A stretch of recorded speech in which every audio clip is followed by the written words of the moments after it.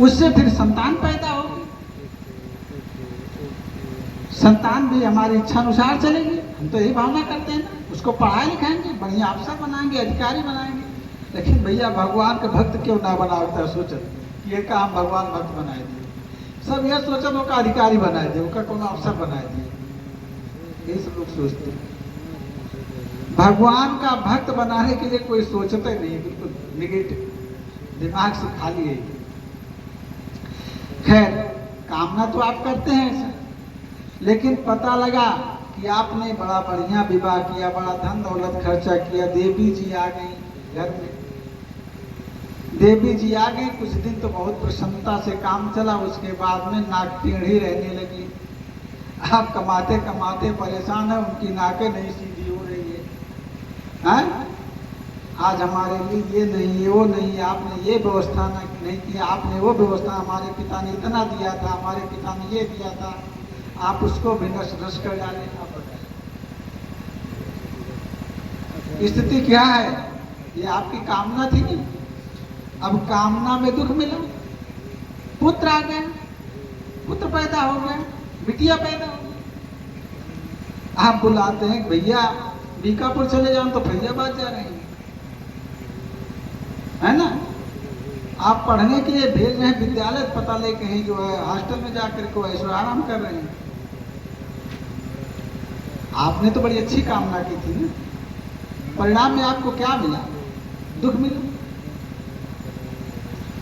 तो ये कामना ही दुख का कारण है, कामना ही दुख का कारण है। इसीलिए कहते हैं बीनु संतोष न काम न साही, काम अछत सुख सपन हुनाही।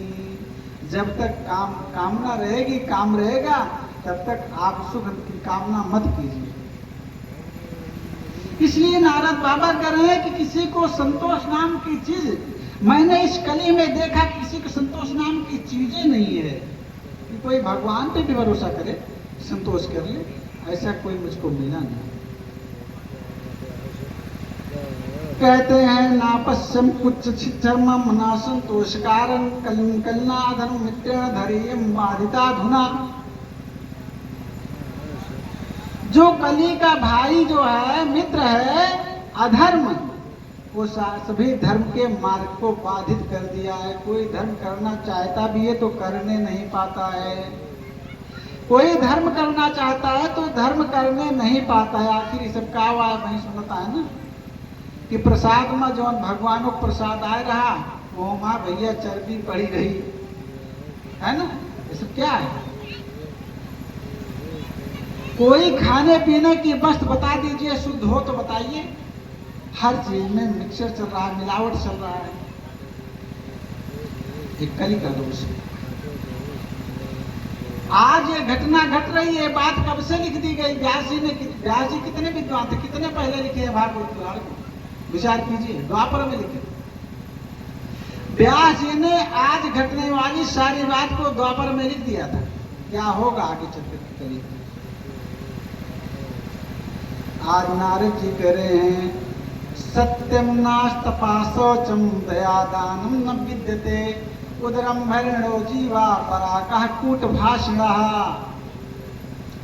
कहते हैं कहीं सत्य नहीं दिखाई देता है, कहीं सत्य दिखाई ही नहीं देता है। इतने लोग तो त्यागी बने घूम रहे हैं, बाबा जी बने घूम रहे, लेकिन उनसे सत्य बोलने के लिए कह दीजिए तो गड़बड़ है। वो भी झूठ का पहाड़ लिए ढो रहे हैं। बने तो बाबा हैं, संत बने हुए हैं, लेकिन झूठ का पहाड़ सिर पे बांधे घूम रहे हैं। सत्यम नास्ति, कहीं सत्य दिखाई नहीं देता है। तपा नास्ति, कोई तपस्वी नहीं रह जा रहा है। शौचम, बहुत जने भैया दीर्घ शंका इत्यादि होके ही हैं, लघु शंका दीर्घ शंका होके माने टट्टी पेशाब होके ही है तो हाथ ही ना धोते, वैसे जा गाय वाय धोएला। अब बतावा दूध पिए रह कर जाते, हाथ ही नहीं धोते, हमने ऐसा देखा है। माने जिसे हम मलेच्छ कहते हैं, बिल्कुल मला इच्छा सा मलेच्छ, जिसको मल की इच्छा ही हो। इसलिए बिना जाने हुए किसी के हाथ से जल पीने लायक नहीं रह जाता है। स्थिति ये चल रही है।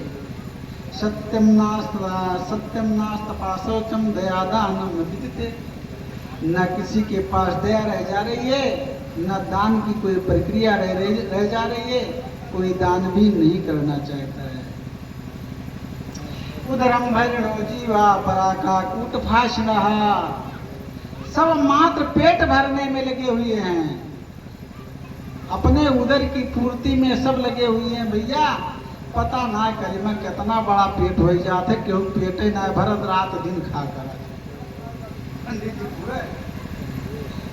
अरे भाई देख लिया कुछ जने ऐसे रहा थे बकरियन की ना कुछ उनके में हरदम चलते रहा, बकरियन की ना कुछ हरदम खाते पिए रहा, उनके पेट ना भरा। पैन बराका कूट भाषणा। लोग जो है कड़वे शब्द का प्रयोग करते हैं, अच्छी वाणी किसी के मुख से निकलना ही नहीं चाहती है। ऐसा मैंने कली में देखा। और क्या देखा?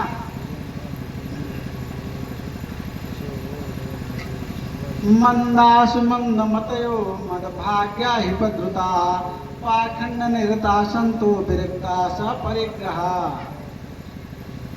क्या करें? मंदासु मंद मतयो मद भाग्या हि भद्रुता।